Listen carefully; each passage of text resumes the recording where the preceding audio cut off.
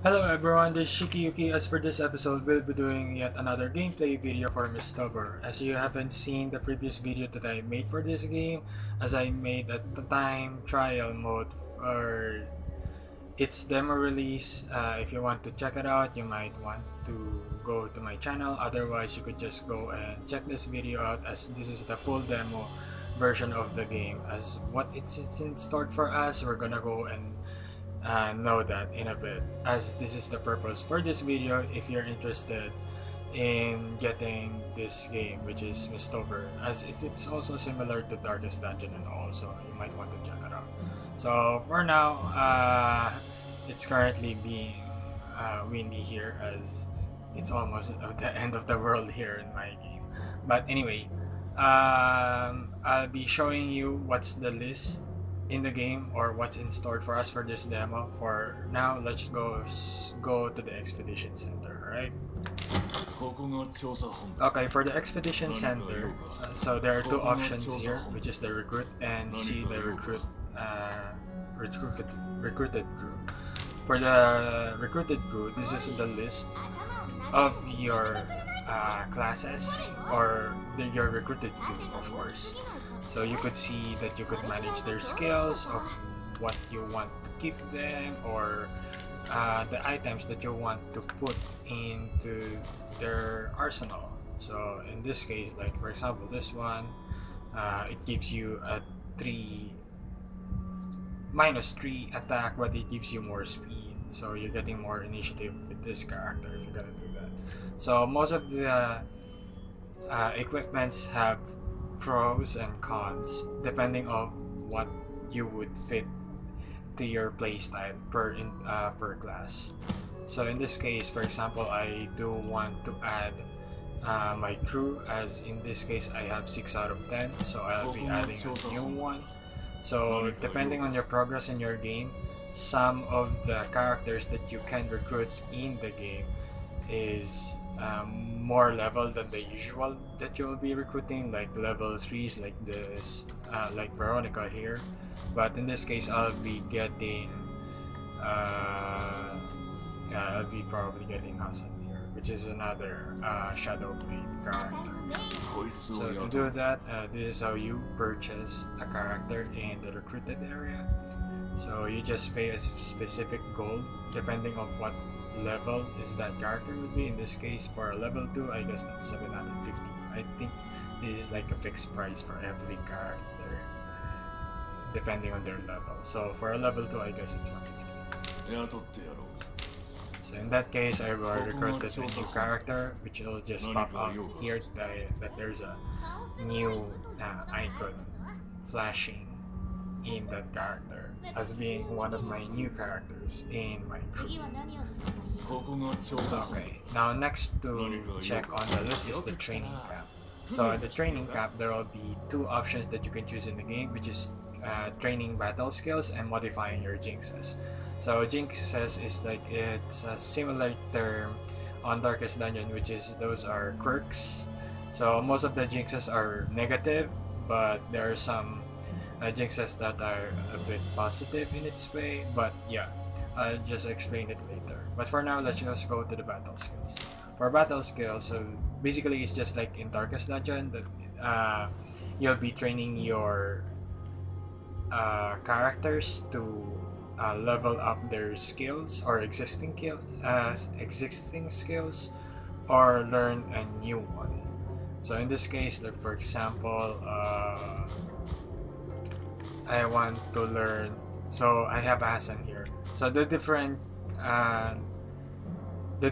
of Darkest Dungeon and in Mistover is that if you're gonna learn skills on Darkest Dungeon, you just specifically just need a requirement by paying gold in that.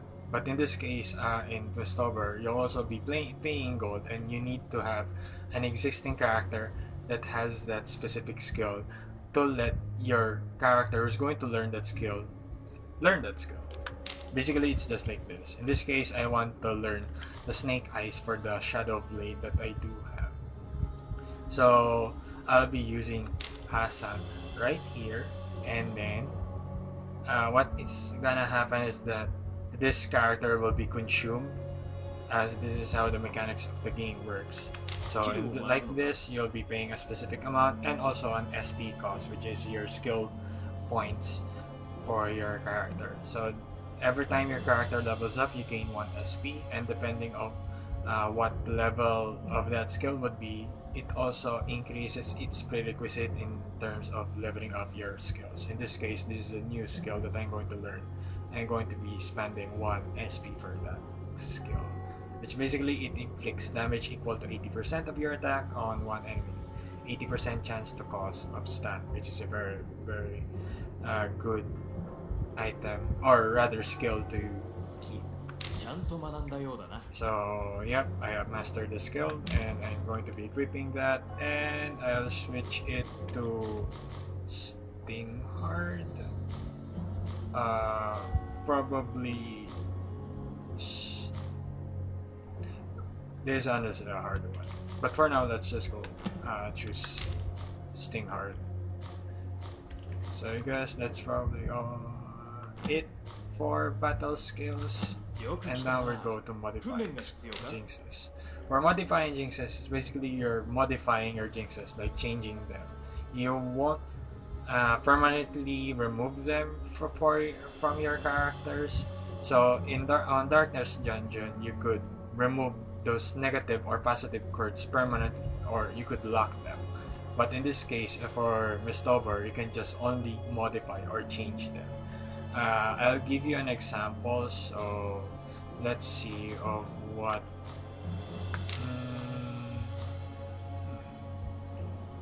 Maybe this one. Alright. So in this case, I don't want this, for example. So I don't want this ability on my character. What I'm going to be doing is that I'll be paying this amount, which is 1k, and I need a material for that, which is a purified mist. You're just basically just gonna get them either in monster drops or in treasure items. They are very hard to find, so you have to use them wisely, or whenever you find any jinx that you really don't like. In this case, for example, in this situation, I don't want this one.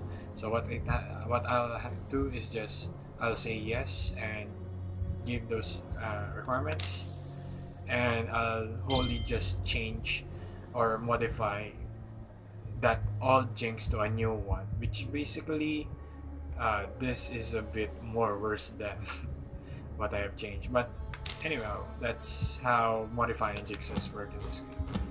So going next, this is the Alchemy Workshop. For the Alchemy Workshop, there are 3 options that you could take in the game. So first one is evaluating your equipment. So for evaluating your equipment, basically you upgrade this stat of that weapon. So for example, in this case, I do want to upgrade this Forest Iron Knuckles 2, which is an epic weapon or rarity for werewolves. So there are 3 rarities per items. One example, rather, those 3 items are normal, rare, and then epic. So they are highlighted depending on what they are. So unfortunately, I don't have normal items, but normal items are colored red on font, and then for rare items they are colored blue, and then for epic armors, or rather epic equipments, they're colored in purple. So in this case, I'm going to be using this paladin armor to wait. There we go. So what happens is that I'm going to be upgrading or evaluating this armor to get additional buffs, or whichever I may get. So in this case, for example, I want to buff this. Depending on the rarity of that equipment, you'll be spending more of this Mist of the Forest materials. They're actually uncommon items that you could get, so you might want to keep them in epic equipments like these ones instead, since you'll be using them more on the long run instead of just evaluating rare items or normal ones. But in any case, you can still find any armor or equipment of epic rarity for that one specific class. It's recommended to at least evaluate rare equipment for that character. Anyhow, in this case, for example, I'm going to be using this to evaluate this armor, and there we go. I have an increase of hit and bleeding resistance, if that I am correct. Or I think that's a bleeding proc, maybe, I'm not sure.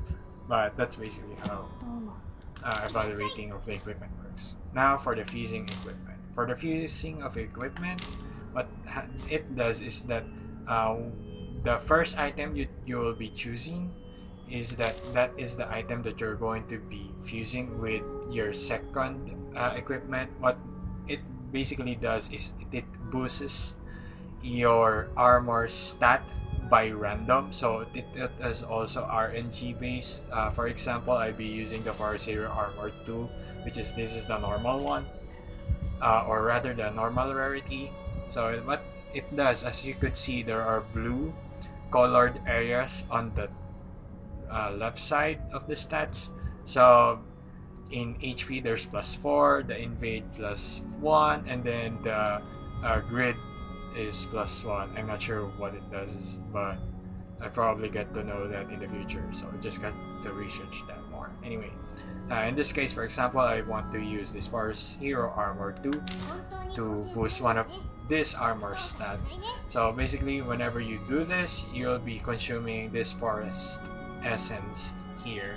So depending on the rarity as well, so maybe in the normal, you'll be consuming one. Let's go and try a purple one. It's still the same. Okay. If you're ever gonna be doing this, you have to use it on equipments that you're for sure not going to be using, since you do want to keep armors that you will be keeping in the long run. So what happens is like you'll be using this one and then spend this one and get a random stat boost, which basically in here I got the +4, which is very helpful. I'm actually hoping for this one actually, since this is a tank or a support type, or rather a tank or defensive character and all. So I do want this character to have more HP than what I have now. So that's it. As you could see also, this armor has a number of fusions in the right side. So you want to consider that as well. If you already consume all of those, that means you cannot fuse any more items for this equipment. Alright, so you have to consider that as well. So, and now lastly for the data assembly, what happens is that depending on the rarity of that item, in this case this is a normal one, you only get Florence essence of quantity of 1 or 2. Otherwise, if it's rare equipment, you'll get a guaranteed through 2 quantity, and then if it's an epic, you'll get a 3 or 4 quantity of this forest essence here. But I do suggest to not do this that much, since forest essence is very easy to come by, as you'll mostly get them in treasure chests and sometimes in monster drafts as well. If you're too that desperate, you can just use them anyway. I mean, doing this disassembled equipments is that cheap and all. So yeah, that's probably it for Alchemy Workshop there. So now for the support lab. Support lab is just only has one option, which is just basically upgrading your strong stuffs, or what I mean, this options here, which basically gives you helpful things that for your expedition and in the game as a whole. Well, as an example here, I do have a journal of discovery here, which basically gives me a maximum of 560 luminosity, which just basically makes my area a bit brighter than normal, or longer rather. So I'll use that. So it's already in level 2, and then in this case there's another one which I can store more items in my expedition bag of 42 items. I can do that. Let's do that. And then I have do I have another one here? Yeah, I do have another one here. So I do have another one here which I can recruit up to 12 corpse crew members. Let's do that, and then I can level this one again, so it'll reach to level 2. So basically this helps you in the game, but if you want the game a bit more challenging, you might want to just instead sell these journals if maybe. So next is the storage. For the storage, what happens is that you can only store items overall in your game in quantity of the maximum of your storage. In this case, in my case rather, is 180. So I do have 17 items here overall, and that includes consumable items, my weapons, my armor, my accessories, my key items. No, those aren't key items. This is the key items, and this one are a bit rare ones here. So you might want to lighten up your items, if ever, by doing this, by proceeding to the shop, which basically just buy and sell in the shop. So usually in my tip, I'll be suggesting you to sell all polluted items, which I'll explain you of how you get them, but you for sure you don't want to get them all. And then in this demo, this is all the items available for now. So in this case, as an example, I'll be buying all of this food for 2k, and then for seed at least 2, and then for shot. So you see here, I've been buying a lot of these items here, which basically is that per expedition, there's only limited items that is available for the shop. But if you finish your expedition, all of these items within the shop will be refreshed. So you could get to buy a new set of food items again. So there will be a quantity of another 5 again, and then the seeds would have 5 again, and potions would have 5 again. So that covers up for the shop. And now for the office. So for the office, it is very, very straightforward. You'll be accepting requests from the Duke. So Stella here is the Duke's secretary. And then whenever you're done with the requests, you'll be reporting them here to the report results. In this case, the reason why I don't have any requests now is that I already fully finished the game demo. So I've avoided you somehow with the spoilers of the game. So that's that.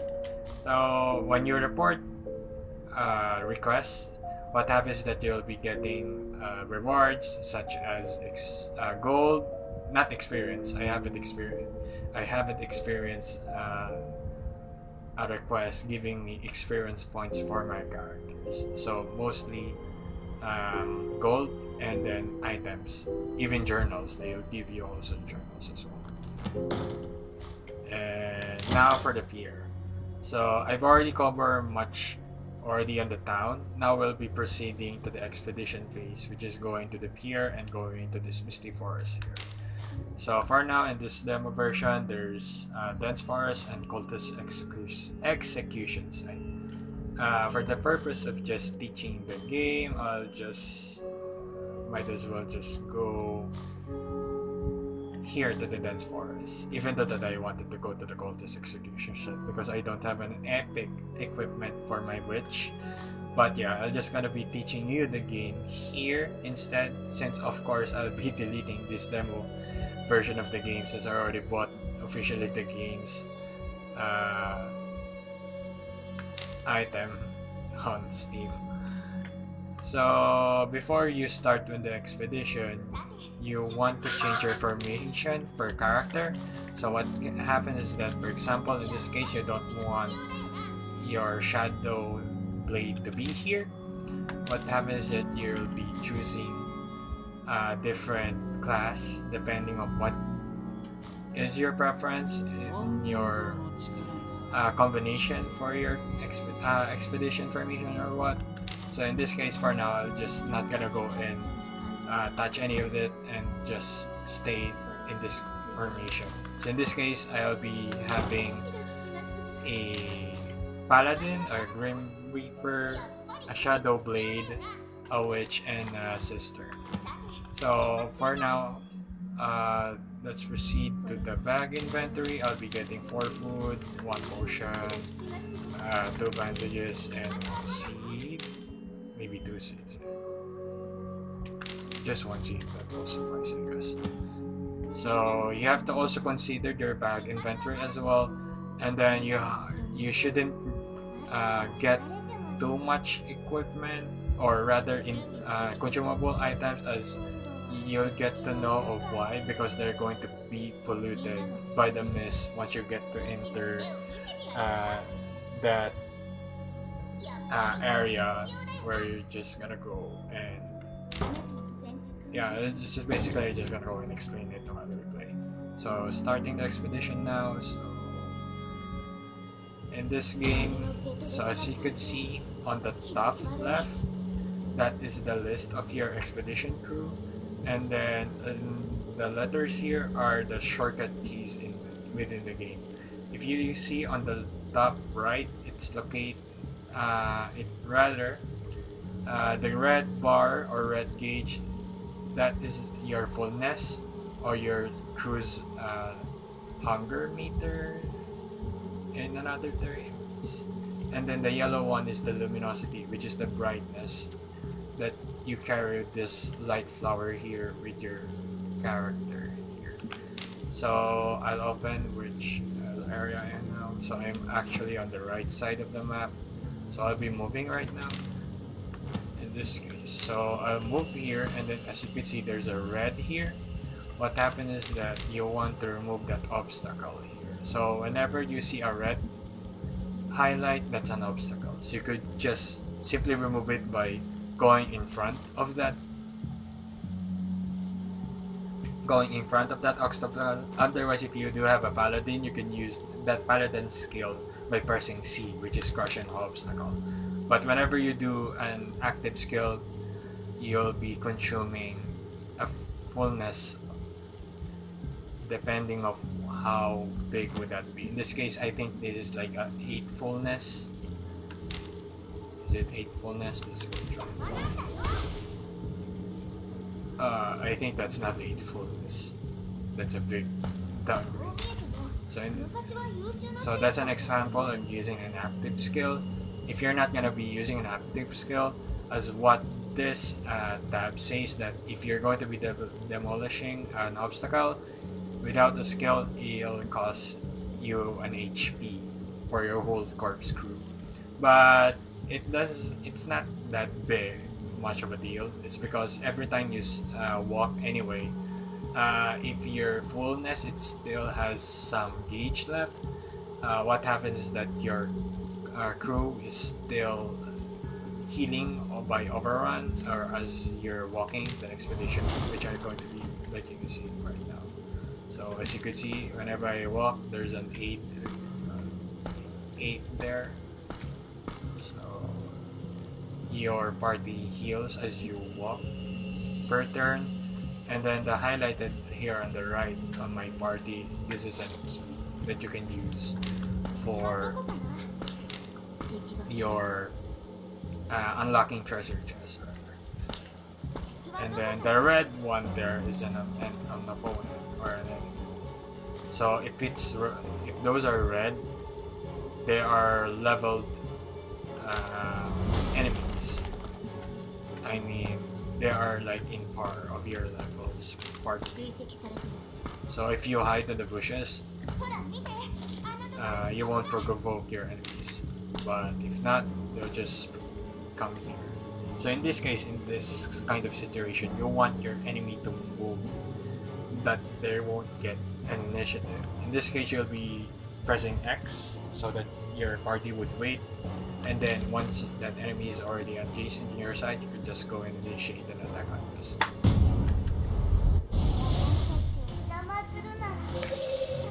So I won't talk much whenever we're initiating a battle. So what I'll be doing is to show you how the gameplay works at this game for now. And then in this game also, there's a fast forward button, which the developers added this one, and most of the main gamers who played this game so far want to add this as a feature so that it's not too boring.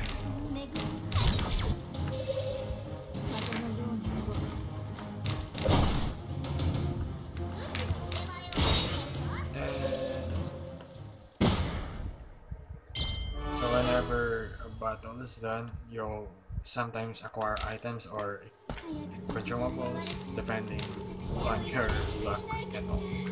So I've already found the gold treasure chest, so I might have to find that key. Where's the key though? I have to go down.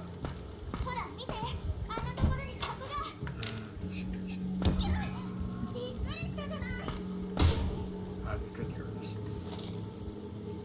In this case, if you see there's a highlight or shining thing here, that's basically the exit of this dungeon, but I don't want to exit it. I want to nope. I have to attack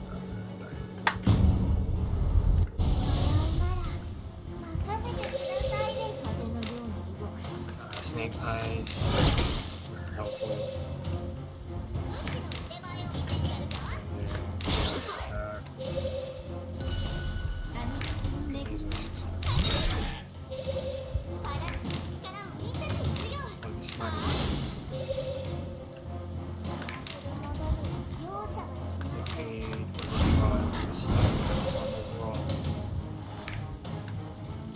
It is really important to stun here, just like in Darkest Dungeon, so that the enemies won't use any skills.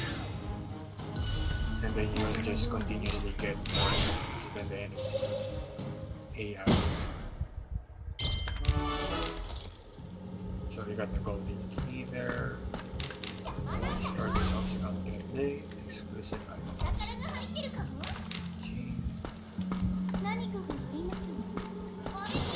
So as you could see, my visions became too narrowed or that small. It's because my luminosity is only like 40% of its gauge.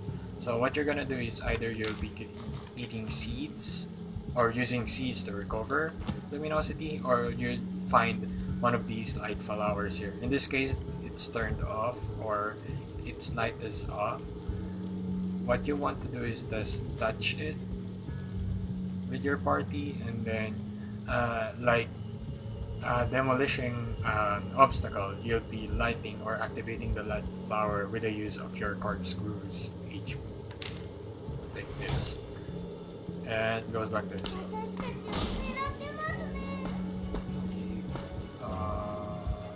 I want to do that in here as well.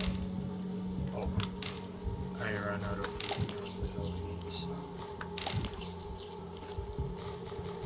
What I'm going to be doing now is not that recommended, but if you're too desperate, I won't stop you from doing so. So in this case, I'll be doing that. So I have vertigo right there, but it didn't proc for some reason. So I guess it's worth it.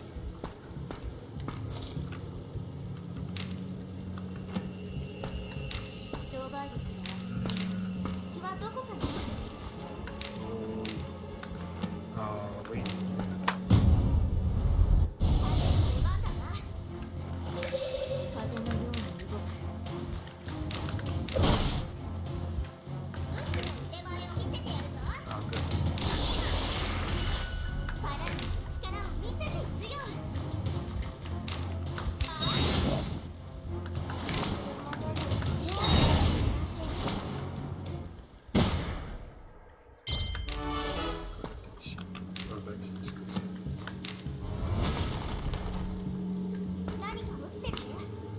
The reason why I demolished that, you want to save most of your fullness as possible because you want to expedite in the dungeons that long. Oh man, it's so long. If you're this and that's right that you don't want to initiate enemies, you do have party leaders, so you want to change them. So in this case, I'll be changing for the witch. Basically, the ability of the witch is to time stop. So what happens is that you'll be teleporting at a random location and then you'll be immobilizing all the nearby monsters for 4 turns by moving. So I'm in this area. Well, that's a good one. Activate robots.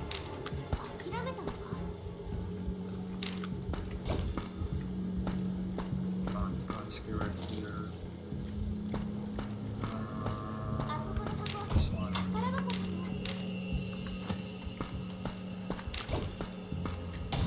this one.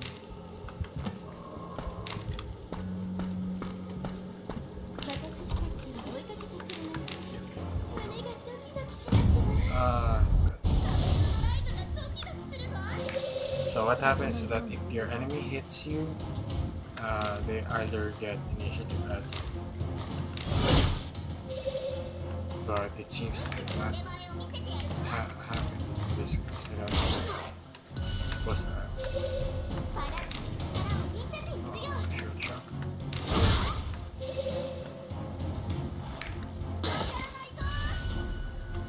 With this, there's only one monster because of the stun mode.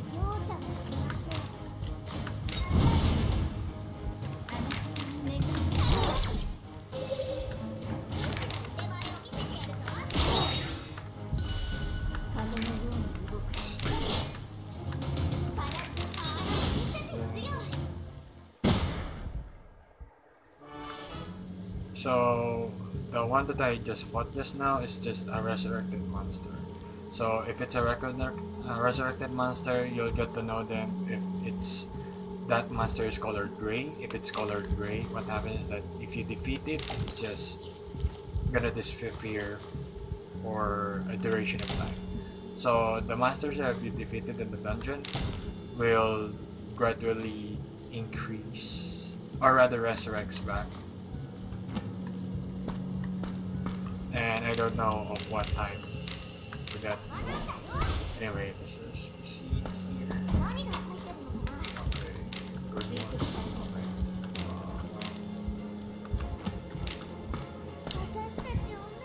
Well, regardless, I still gonna have to find something left.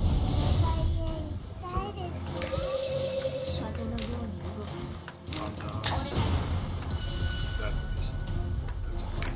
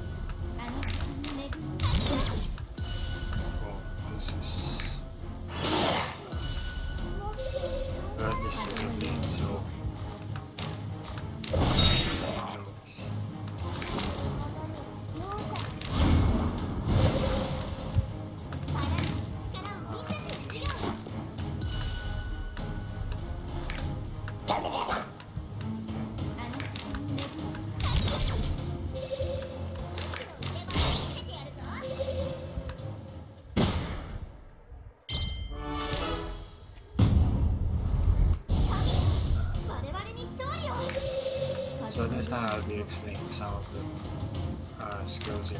So for example, you'll get to know that skill if it's going to attack horizontally or vertically.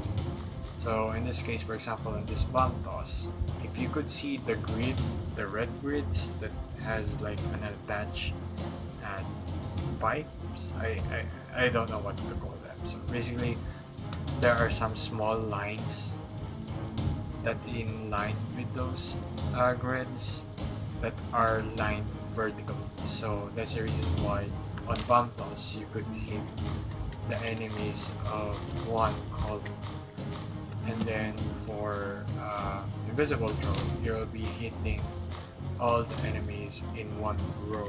In this case, this one. So for example, like this one. Enemies.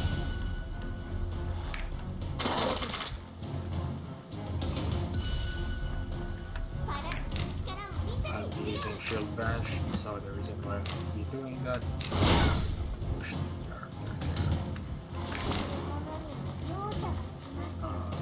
Just reverse.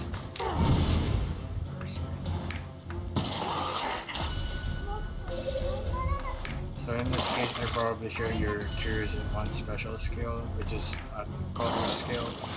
I'm going to be explaining you that once you get a rare opportunity. Oh, by the way, because there are green, like this ones are support skills, so you'll get to know that anyways, because this is third year is a support class. So in this case, this character heals AOE or or single, but I don't want to do that for now because my party is that healthy.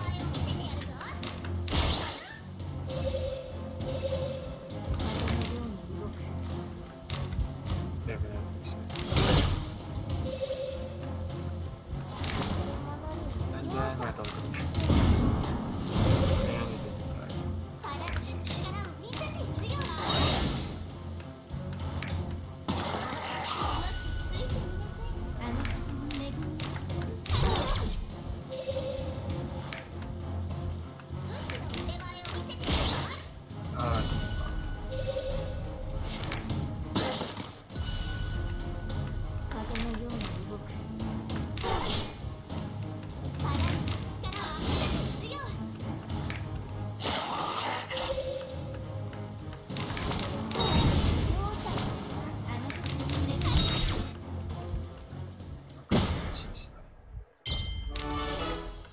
Crew members reading, but John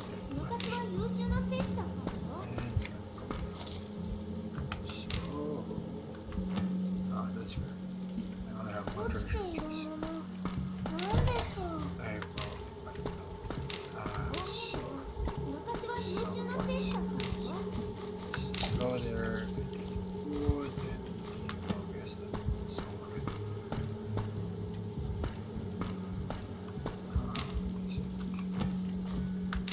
Alright, let's just like this one. This one, I'm just gonna go back.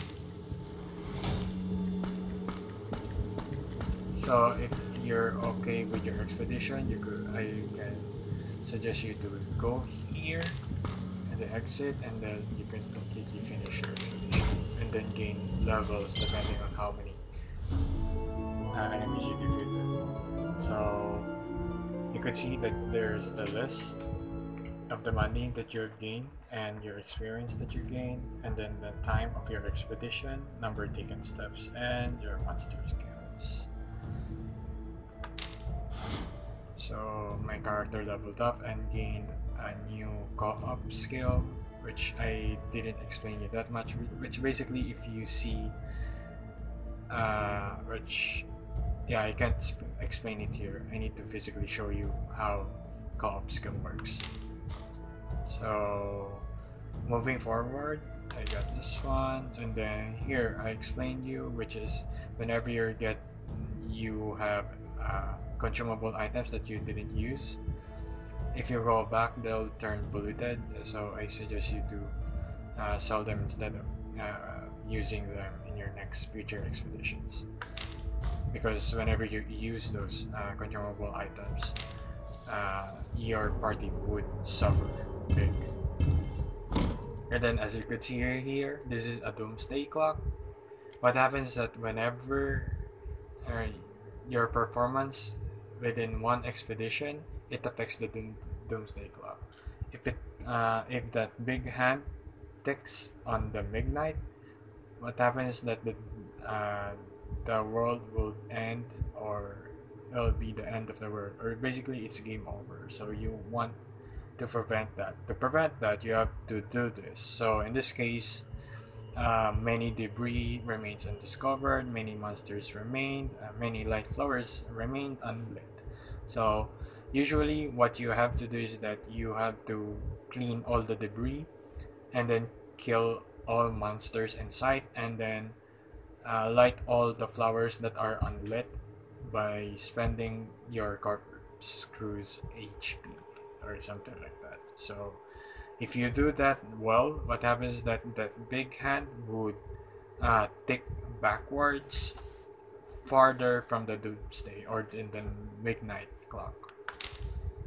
So you want to do that if you want to prevent the game to prevent ending that fast. Alright, so going back to the expedition center, I want to show you something, or rather in the pier. So if you see here, oh, that's a very cool one. So that's the first time, honestly. So if you see this one, so the Grim Reaper can use 2 of these co-op skills. So I'll show you how you get to use these skills. Alright. So the reason why I could use this co-op skill is because the paladin is in front of this Grim Reaper, and then for the shadow raid, I could use this skill because the shadow blade class is next to this Grim Reaper. That's the reason why this area here is being highlighted. In this case, for example, if I do want to get the time blink ability for the witch, I'll just go and put that witch here, and then probably put it here. No, it doesn't work. Never mind. So in this case, if you want to get co-op skills, you just have to get their prerequisite or requirements to do so in placing them in terms of these great movements here. And I guess that's pretty much how I could show you this game for now, since this is just a demo version. As you can see, this game is a bit too easy for now, but for sure, once the full release or its official release has been released, it's going to be harder than what I've done so far, since this is like an inspiration of the Darkest Dungeon game and also Etrian Odyssey. So I guess that's it. So if you ever like this video, don't forget to like it, subscribe to my channel to get more updates with regards to my gaming and in real life adventures.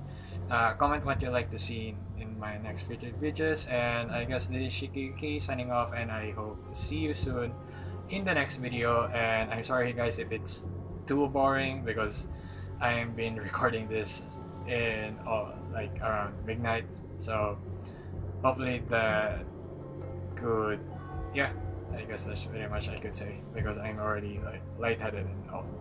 So yeah, cheers everyone, and hope to see you in my next video. So that's pretty much it. Bye bye guys.